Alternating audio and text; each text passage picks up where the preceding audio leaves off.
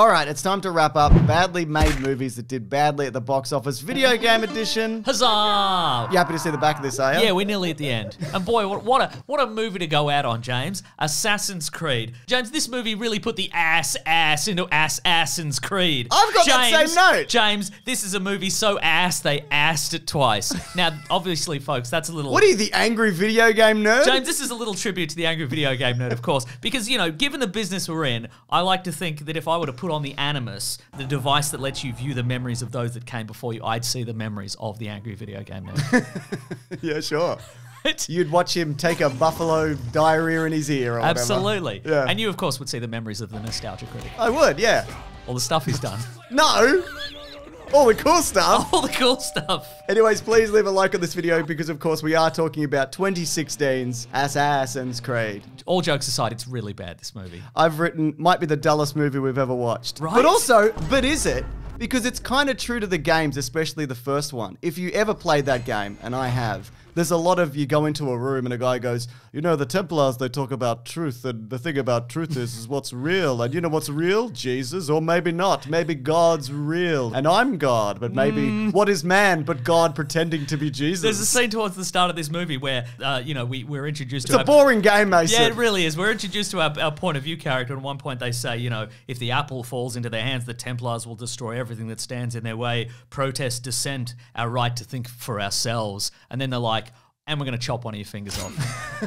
And he's not like, how about no, though? Yeah. Didn't you just say the thing about, think if you, no, we've got to chop your finger. Maybe we could turn the gauntlet thing around. Yeah. So it comes out the back of my hand and... They figure it out in other Assassin's Creed games. They only really do it in the first one. Don't you think maybe it would be a clue to the fact that we're assassins, that we're all missing our ring fingers? Do you think that would be... You could just explain it like, yeah, I got married, really want, you know, but I was like, nah, not for me, mate, you know? Oh, yeah, you know? yeah. Had to chop off the old ball and chain, you know what I mean? Exactly.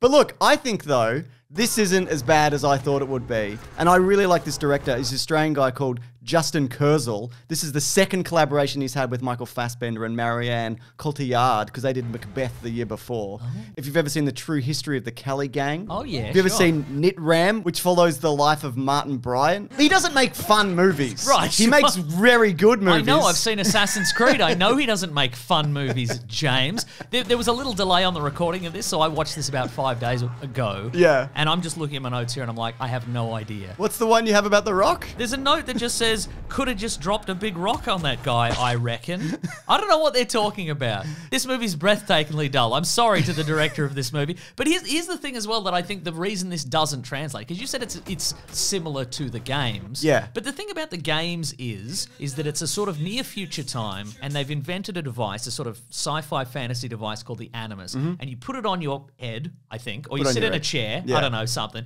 Maybe there's a head and a chair involved. I don't know. Sure. And then what happens is you see the memories of one of your genetic antecedents. You see one of your ancestors' memories. But crucially, that character, the one in the future, isn't doing anything. Just having a look. He's just having a look. Like when you, the player, are playing the game, what you're actually doing is you're just going through the memories of that ancestor. And the additional conceit of the game is like when your character dies, they go, oh, that's not actually how it went. Yeah. You're remembering it wrong.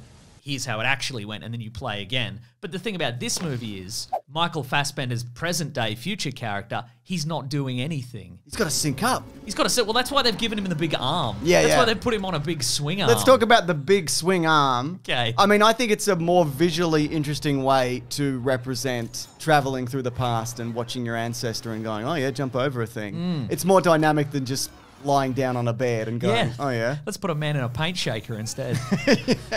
But here's the thing, like, it's really important that your body and actions and mind are synced up with your ancestors, but you would have to have exactly the same kind of physicality. Like if you were a slightly different size, or maybe you ate a bowl of pasta before you went in this. Yes. Like You'd vom. You'd vom. No, you're absolutely right. If you're not because these assassins, you know, we go back to what's his name, Cal Lynch. We go back to his ancestor, who's an assassin. Yeah. The assassin character would be super highly trained, and he would do his stretches in the morning, I assume. It's a really handy coincidence. He has exactly the same physicality as. And Face. And Face is the future guy. But that's what happens in Assassin's Creed. Desmond looks like whatever, etc. It's also very handy that the pretense that they're bringing the future character into the Abstergo organization Yeah. is that they were attempting to cure the world of violence, and he's a violent man, and he was convicted of murder. Oh, yeah. What if he wasn't? What if he was just an accountant or whatever? Why we brought you in to cure violence, but I just do spreadsheets. Get on the arm! Get on it! Get in the big swing. So it's interesting that they decided to go with a brand new character as opposed to any of them from the video games. So, yeah, this isn't Altair or Ezio or Connor or Edward or Shay or Arno or Jacob and Evie or Bayek or Cassandra / Alexios or Neo / Yasuke or Aveline or Evior / Sigrid or Xiao Jun or Arbaz Mir or Nikolai. Or Leonardo da Vinci with a gun. none You of that. invented this gun. Yeah. You want it? Do you? Come on. Yes. Give it a go. I'll take the gun. How many of these are there in the world? One, and it's mine. That's right. Yeah, I want the gun, man. What a cast, though. As mentioned, Marianne Cotillard. Sure, let's pronounce it like that. Sure. Yeah, that's right. It's done. Don't worry, I'm Australian. This is how it goes. Michael K. Williams. Great. Jeremy Irons. Oh, Jeremy Irons is the most fucking Assassin's Creed looking dude you've ever seen in your life, isn't he? He Yeah. belongs in this universe. He might even be from here. He could have stepped out of a portal into our world. He's got in interviews, he's just got that vibe, that Assassin's Creed vibe where he's like, perhaps a father could marry his son. You know? Yeah. Seems like something the Templars would say. You I know? think it is, yeah. For the crimes of murder, betrayal, and incest. Well, there are laws against incest. What Justin Kurzel tried to do as well is to show that he tried to both sides it and be like, this isn't a clear run at what is true and what is correct and what is real. Maybe both sides be doing Yeah, bad things. that's cool. And I appreciate the subtlety, quite frankly. Well, because you see both sides. I do, exactly. Just like Michael Fassbender, who was apparently Ubisoft's first choice to play the franchise's hooded hero. According to Jean-Julien Baronet, Who's that? he's the CEO of Paris-based Ubisoft Motion Pictures. Michael Fassbender was also involved in the editing and a whole bunch of stuff. He was like start to finish. This is very much Michael Fassbender's fault, which I love because Yeah. this movie is better than you think it is, Mason, slightly. No, it's good to have one person to blame. Because usually with these kind of movies, we're like, well, you know, everybody tried their best, whatever, but, you know, you've painted a target on this guy's back. Absolutely. I'm going to leap off a roof into a big bale of hay, jump out of it, get him. Yeah, man. Well, let's talk about the action because it's not bad. No, it is bad. No, listen. They take that classic swashbuckling movie trope, the sort of the escaping the hangman's noose in the city square. In Yeah. this case, it's like a burning pyre, and they make it boring. No, I really like that sequence. I thought it was so boring. Well, apparently Michael Fassbender and Ariane Lebed did 95% of their own fights for this film, and 80% of this film, including stunts and extras and locations, is shot in camera without CGI. But I will say this. Often you'll be watching a chase scene. Oh, it's mostly just running away. But often you'll be watching a chase scene in this, and it's like, oh, this looks real. Oh, that looks like shit. That's the flow of it. I do have a note that says, smoke haze over boring CGI cities. Yes, please. That is a problem. The haze in this is, I mean, it's the video game fog. Yeah. That's what's going on here. It's actually very true to the PSP version of Assassin's Creed that they made Bloodlines, because that needed the fog for the draw distance. Absolutely, It's yeah. closer to the games than you could possibly imagine. The leap of faith in this Yes. also is featured. The leap of faith is real. I mean, you wouldn't know, but this is the highest free fall performed by a stuntman in over 35 years. Damien Walters did it. He fell from 125 feet or 38 meters. So he fell for 3 seconds and it had a 61 miles per hour impact onto a 10 by 10 bag. Now, what I couldn't remember about this was like, oh, what does the apple do? I'm interested. Is this the same apple from the games? Look, I've clearly fallen off because no. This is a Get the Apple movie. The people in the present day, Yeah. they want to find the Apple of Eden, which is an artifact that is either mystical or aliens made it, or the precursors Early to humanity. humans, Yeah, they've got it. And in the movie, if they get it, they can control everybody and make them not be violent. Yeah, man, that's good, isn't it? Yeah. So yeah, but I looked into the apples and they all do something slightly different. There's illusion projection, mind control, physical manipulation, casting tangible holograms, negating the powers of other pieces of Eden. That's a good one. You want that one. Advanced knowledge, apparitions, conjuration, power imbuing, energy manipulation, access to calculations. What? Who wants that one? Invisibility, curse. Whoa. activation, whatever that means, insanity inducement, physical empowerment, memory unlocking. Now, 90% of those sound way more exciting than the apple they put in this movie. An apple that can vaguely control people, baby. I mean, when we activate this apple, a lot of people are going to stand very still for a while. Yeah, if they're in the room.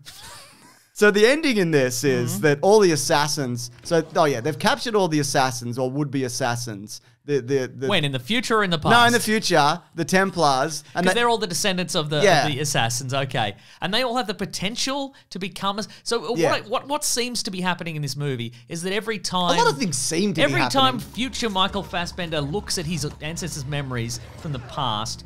Does he gain some assassin skill? Is that how it's working? or he unlocks it. Because it's tough to say, because in this movie they're like, you were in jail for being too cool and too much of a tough guy. And then later he does some karate and whatever, and I'm like, did he know that already? Good question. How do you get caught if he knows all this karate? Well, you can't use karate on everybody. So I'm thinking, my assumption in this movie is that every time he went back in time, he gained a little bit of assassin. That's your problem, Mason. You can't make assumptions in the Assassin's Creed universe. That's assumptions. Yeah, man. No, he unlocks stuff, because then he could use a sword and a bow and arrow. Hey, wow, I've unlocked my skill tree. He did say that. I remember now. Yeah. So yeah, all the assassins that they've put in this one place, they decide to sync up and escape this facility, which was always going to happen, because you put a bunch of assassins in the room and then let them train. And just hang out with each other. Yeah. You know, just eating in the same room. You Get get a lunch. steak. Get a nice, nutritious meal. You know, they're building up their protein. Absolutely. Get one to meet his dad. Brendan Gleeson's in this for a second. Brendan Gleeson's there, isn't he? Yeah. And Brendan Gleeson's son plays young Brendan Gleeson, but not Domhnall Gleeson, the other Gleeson. Oh, other Gleeson. Double Gleeson. Tom Gleeson. Yep. Yep. Good reference. But yeah, it's a great reference. But like, this is what happens when you train a bunch of lunatics. They're always going to turn on you, and then Michael Fassbender's going to assassinate Jeremy Irons. Yeah, but could have dropped a rock on him. That's probably what I'm thinking of. I guess they assumed, and they shouldn't, because in the Assassin's Creed universe, you should never assume. Can't make assumptions. That they would have the egg by this point. Yeah. You know, the apple of egg. Yeah. They'd have the apple of egg, and then they could just switch off everybody's violence. You know? Yeah, that's right. You know. Yeah. But every time they were like, boy, if we just bring in one more homicidal lunatic and put them on that machine, it gives them more skills. Mm-hmm.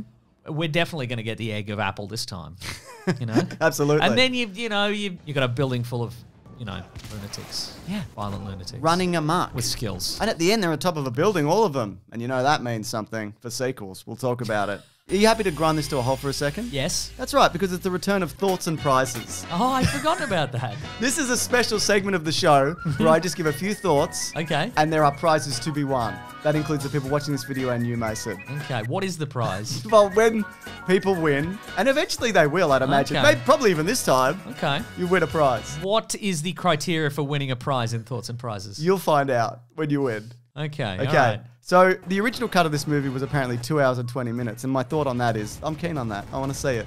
I want to know. I want to know. I want more of this. No, you don't. Yes, I do. You will regret it. It comes together, I reckon. I don't think it would. So you mentioned this, but the Apple can you can unfree will people room to room. Sure. They're going to have to find a way to upscale that for modern audiences and markets. Sure. And my question is, but how? Yeah. What do you put it on? Can you put it on someone's phone and it like projects onto Maybe you them? could take a photo of it and then do like an email chain or something. Okay. You know? Send this to X number of people, I reckon you etc. could just post it to a bunch of TikTokers. Yeah. And then the TikToker will be like, hey everybody, look at this. I've got the apple that stops violence. Whoa. The Pope's in this. I remember at the end of one of the games, I don't remember which one, I think it's one of the Italian ones, I remember beating up the Pope at the end. Okay. But I guess they're saving that for the sequel where you Yeah. get to beat up the Pope. Mamma mia. Que disastro, he says. You don't want to watch Michael Fassbender beat up the Pope? No, I do. Of course Also, I do. he doesn't, like, the Pope doesn't look like he should be fist fighting. Like, he's not prepared for an Okay. Assassin's Creed. He doesn't have like a cane with a sword in it. No. That's a shame. Or maybe he does. Maybe Okay. he's got one of the apples in it. Okay, well look, I would Shoots see fire. I would see the extended cut if it was Michael Fassbender beats up the Pope. Here's another thought. This is a question though. Also, I want to play Assassin's Creed again, but I hate how they go for 430 hours, and you also got to build up a town at the same time and purchase different tapestries, and you got to run hundreds of miles to have boring conversations with different faction heads or whatever. I like the games, and the first one even did a lot of this, where you just point towards a guy and go, "Hey, can you stab that guy?" And you go, "All right." And then Sure. you go there and you do it. And then you run away as everybody chases you. Assassin's Creed Mirage, I heard it's stripped down. Should I get that one? I think you should just take up parkour in real life. Okay. Because it's easy to start. You just jump off a roof. That's the end of thoughts and prizes, and I'm just spinning the wheel.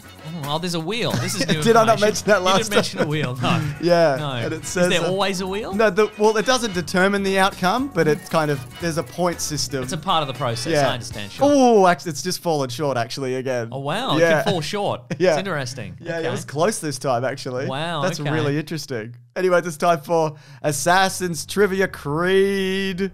The Assassin's costumes took 2 to 3 months each to make, and they're all handcrafted. There's 8 versions of each costume, which the entire costume team devoted to each assassin. Aguilar's costume, that's Michael Fassbender's character probably, it's got 6,000 beads in it, and all manually sewn together. Wow, bloody 2 to 3 months to make. Maybe they should have got a bloody apple of getting your ass in gear and Whoa! getting the work done. Hey, Also, give him the white one. You can put him in a grey we outfit. get dirty. Yeah, I know, but that's cool.